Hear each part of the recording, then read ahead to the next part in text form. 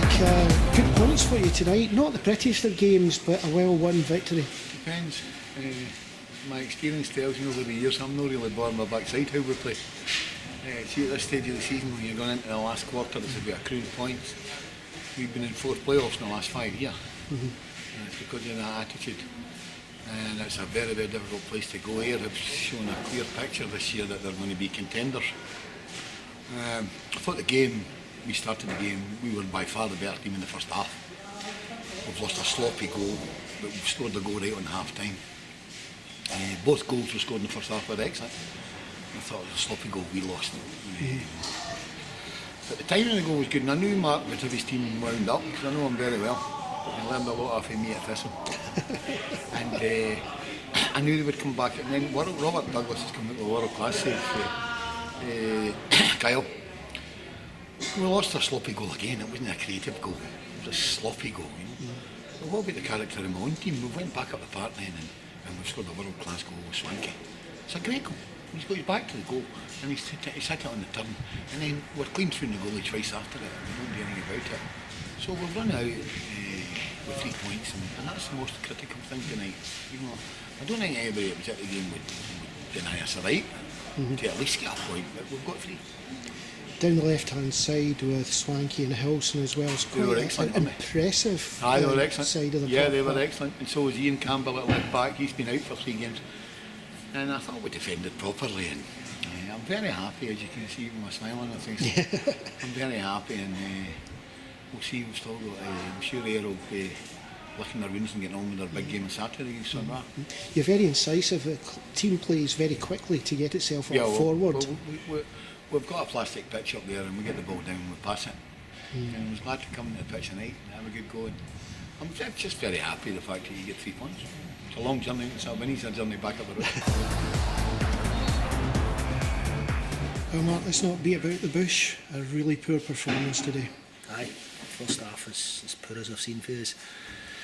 You had a wee bit of apprehension coming into the game after the last 3 results, but you thought if we started the game a wee bit quicker and played on the front foot, we would maybe lift the crowd and lift ourselves and give ourselves that wee bit of belief. But we started again poorly. We let Forfar into the game early on, and again it's disappointing because it wasn't good enough for us. You must be very concerned. That's 4 games, 11 goals lost, only 2 goals for. You must be really concerned that things are going wrong there. Aye, but fit changes in the heartbeat. It just takes one thing to change it all and get the crowd going, and us maybe get that early goal. And as I say, if they do the things that we asked them today, for the first whistle, we'll probably do better and we'll win games. I say on Saturday here we've got our top man back on Saturday. Hopefully he'll make a difference for us because we've certainly missed him. We've certainly missed that threat in behind.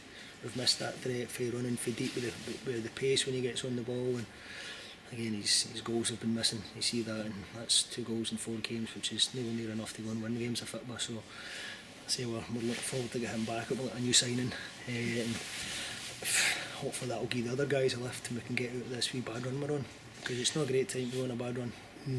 The other teams are slowly creeping up. That's a game in hand out the way now, isn't it? That's we were talking about it. That was where we joker having that game in hand there, and if we'd went 6 points clear, I think a lot of teams would have lost heart, especially Forfar. We could have probably finished Forfar off the night if we'd won.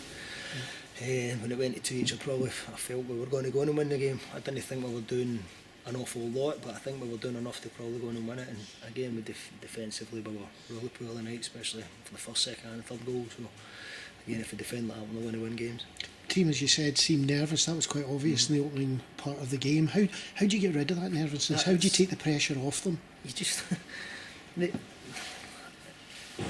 it can be an individual thing. You've got to, personally, when I played and things weren't going right, I used to think, right, how am I going to get myself out of this? And you go and make sure that you started the game well. You started the game and do what your manager tells you and what your other players expect of you. And if you go and do that, you get that wee lift. And at the moment, we're not getting that. And we just need that wee spark at the start of games to probably get us going. And we're in a wee rut, but the game can change in a heartbeat. And that's what we look to do on Saturday. And got to come in Thursday night to train and be positive about it and lift the guys. And as I say, I've been here many times to play in the playoffs, and I know it's expected, and I'll be trying to drive that home between now and Saturday, and between now and the end of the season as well.